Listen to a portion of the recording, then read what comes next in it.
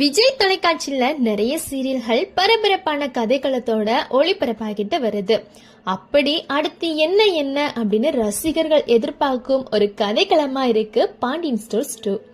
சரவணன் மயிலுக்கு விவாகரத்து நோட்டீஸ் அனுப்பியதால அவங்க அம்மா போலீஸ் நிலையம் போயிட்டு பாண்டியன் குடும்பத்தின் மீது பொய் புகாரு சொல்றாங்க.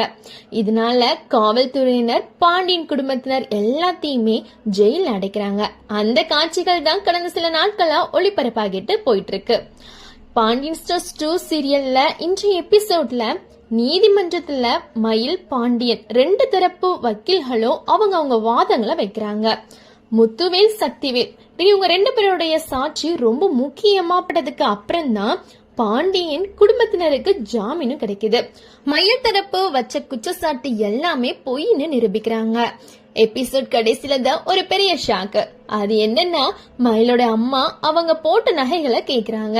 ஆனா 80 சவரன்ல 8 சவரன் மட்டும்தான் தங்கம், மீதி எல்லாமே கவரிங் அப்படின்றது பாண்டியன் குடும்பத்தினருக்கு தெரியவே தெரியாது. பொய் புகார் அழிச்சு குடும்பத்திலேயே ஜெயில அடைச்ச மயிலோட அம்மா இப்ப நகையை காரணமா வச்சு என்ன பிரச்சனை பண்ண போறாங்க அப்படின்றத பொறுத்திருந்துதான் பார்க்கணும். நன்றி, வணக்கம்.